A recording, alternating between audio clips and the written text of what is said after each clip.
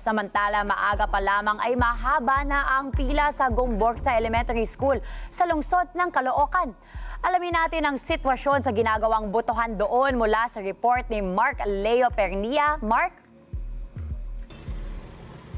Nandito tayo ngayon sa Gomborsa Elementary School sa lungsod ng Caloocan City na kung saan ay makikita natin ang mahabang pila ng mga botante.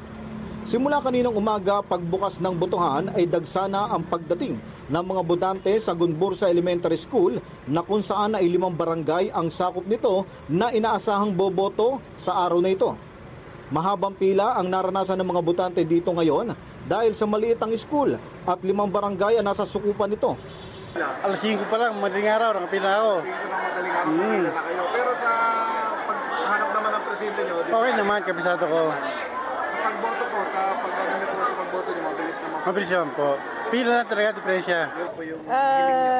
Tahimik naman sana. Lahat ng buboto, yung tama. Tama lang at karapat-dapat sa pamunuan dito. May mga ilan din na hirapang hanapin ang kanilang mga presinto at pangalan pero nagawa naman ng paraan dahil sa itinayong Voters Help Desk. Saan kayo nahirapan sa pagboto?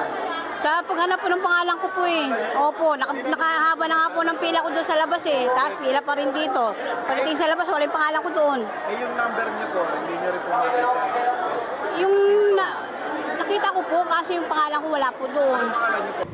Nagtalaga din dito ng priority area para naman sa senior citizens, buntis at PWDs para hindi mahirapan ang mga ito. Yan muna ang aking update mula dito sa Caloocan City para sa Mata ng Halalan 2025. Mark Lepernia, matatag, matapang, matapat.